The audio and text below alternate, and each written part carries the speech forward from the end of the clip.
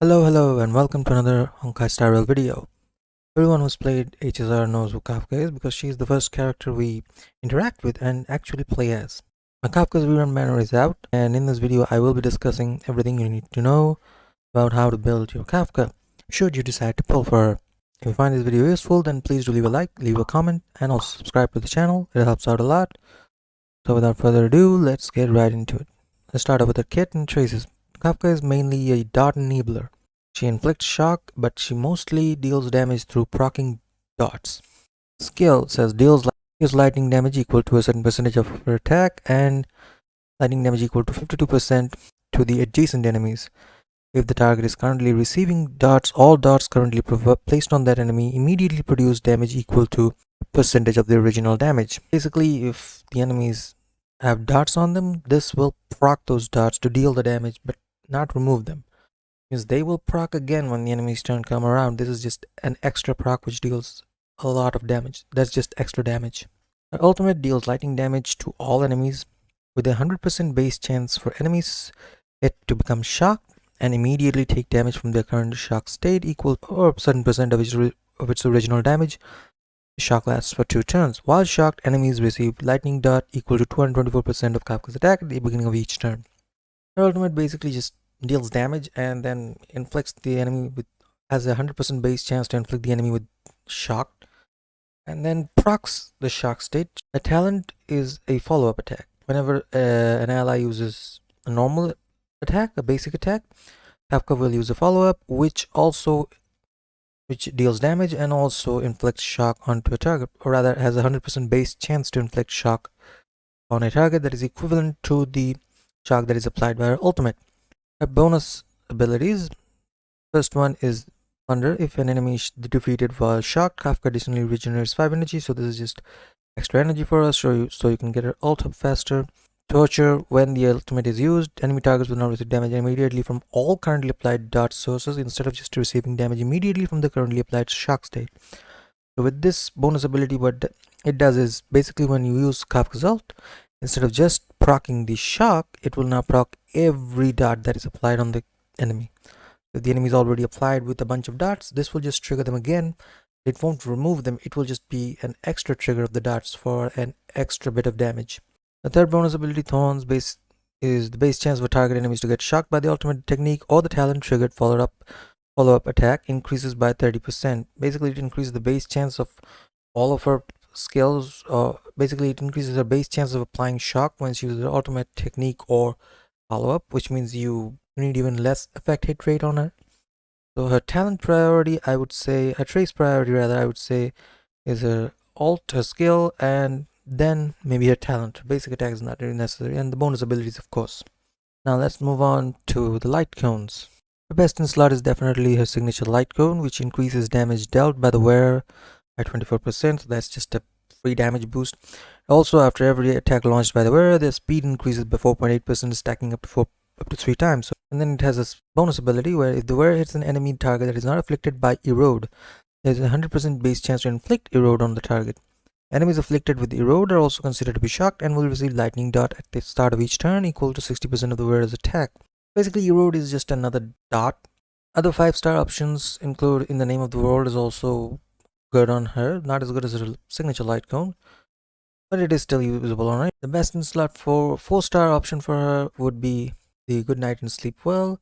For every debuff the target enemy has, the damage dealt by the wearer increases by 12%, stacking up to 3 times at S1, and at S5 is by 24%, stacking up to 3 times. So it's 36 to 72% free damage. If you're playing Kafka, you're most likely playing on a dot team, and there will be 3 or more dots applied to the enemy without any problems. So you will get all 3 stacks with full damage boost, no problem. Another good 4-star option for us is Formata, which increases the break effect dealt by the wearer by 16% and increases the damage to enemies afflicted with shock or wind shear by 16%, which is a good damage boost because if you're playing Kafka, you will be inflicting at least shock to the enemies. And if you're playing someone like Sampo with her, which you probably will because in a dot comp he is a pretty good option, but even if you're not, you will most likely be inflicting shock, so you will get this 16% to 32% damage boost. Eyes of the Prey is fine. It increases the dot by 24%, but the effective rate is not really necessary for her because with her bonus trace and everything, she needs roughly 28 to 30% effect hit rate, and she gets about 18% of that from her traces.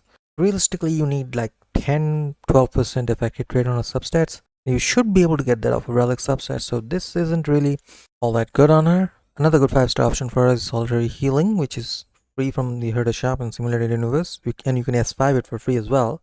It increases the wearer's break effect by 20% and 40% S5, and also in the wearer uses the ultimate, increases dot dealt by the wearer by 48%, lasting for 2 turns. When a target enemy suffering from dot imposed by the wearer is defeated, it regenerates 6 energy. It just increases dot damage and regenerates more energy for her if she defeats the enemies. So this is also a very good option, and you do get this light cone for free from the Simulated Universe Herder shop, and you can S5 it for free as well, so I'd say that's a pretty good option. Now on to her relic sets. Her best relic set is 4-piece Prisoner in Deep Confinement, with the 2-piece bonus is just an attack boost by 12%, and the 4-piece bonus states that for every dot the target enemy is afflicted with, the wearer will ignore 6% of its defense when dealing damage to it. This effect is valid for a max of 3 dots. As I said, when you play Kafka, you will most likely be playing on a dot team, and inflicting 3 dots on the enemy will not be an issue whatsoever. So you'll get 18% defense shred for free. So this one is best in slot relic set for the 4-piece Prisoner in Deep Confinement. Other relic sets, if you don't have that, you can use the 4-piece Band of Sizzling Thunder as well.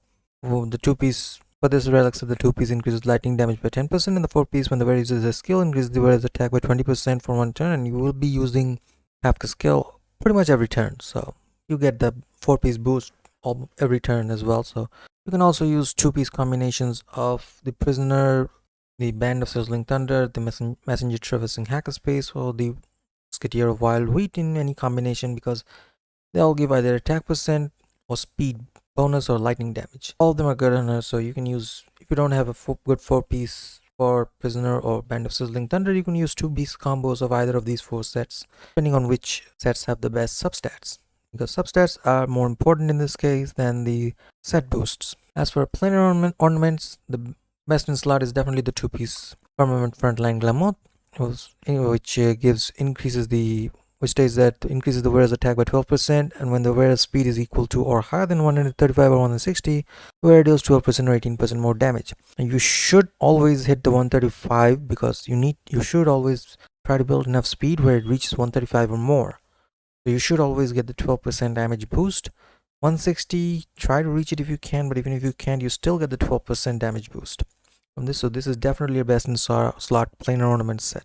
Other than that, you can also use Base Sealing Station, because it gives attack boost, and also when the wearer's speed reaches 120, which is also just easier to get, whereas attack increases by an extra 12%, so that's just an extra attack boost, so that's also good on her.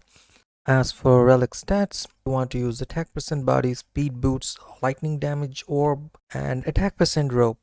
You can use energy regen rope if you want to get her ult up faster, but it's generally not necessary because she gets a lot of energy back anyway, so attack percent rope is usually better.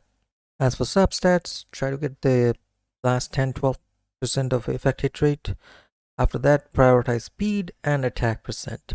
That's pretty much it. The more speed you have, the better, because speed is a very powerful stat. As for Eidolons, the E1 says that when the talent triggers a follow-up attack, there is a 100% base chance to increase the dot received by the target by 30%, so that's an increase to her damage. The E2 is actually very strong. While Kafka is on the field, dot dealt by all allies increases by 25%. And since you will be running on a dot comp, you will probably have her along with 1 or 2 other dot characters, so this is a pretty big damage boost to all of your dot characters on the team. E3 is just a skill level up as well as a basic level up. Basic you will not probably be using, but the skill level up is good because you will be using a skill almost pretty much every turn.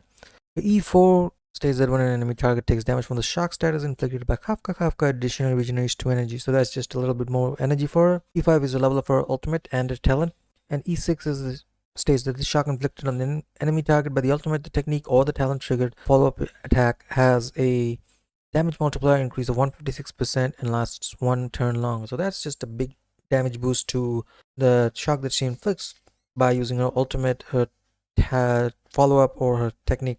The strongest Eidolon I'd say would be E2. If you do want to go for Eidolons, I'd say E2 is probably a good stopping point, but she is still she is more than strong enough at E0. You definitely don't need Eidolons. She's very good at E0 as well. But if you do want to go for Eidolons, E2 is probably a good place to stop. If you're confused about whether you should get E1 or S1, definitely her S1 light cone, because a light cone is a lot better than an E1. Now let's move on to her team comps. Her team comps aren't really that complicated. She's a dart enabler. She works best with other dart characters, so you will most likely be just running her with other dart characters like Sampo, Gwynaifen, or Luca. Usually her teams would be something like 1 sustain and 3 darts, or 1 sustain, 1 support and 2 darts. Or if you want to run a hyper carry team, you could run 1 sustain, 1 buffer, 1 debuff buffer, and Kafka. But more often than not, you will probably be running her as a dart enabler with other dart characters. So that's pretty much it for team comps. It's not too complicated. She's a dart enabler and a very good one at that. She can deal a lot of damage, especially when you pair it with other dart characters. So yeah, that's pretty much it. That's pretty much all you need to build her. If you want to get her, go for it. She's an excellent character, and I think she'll just keep getting better and better as more dot characters are released in the future. Alright, so that's going to be it for this one. See you all in the next one.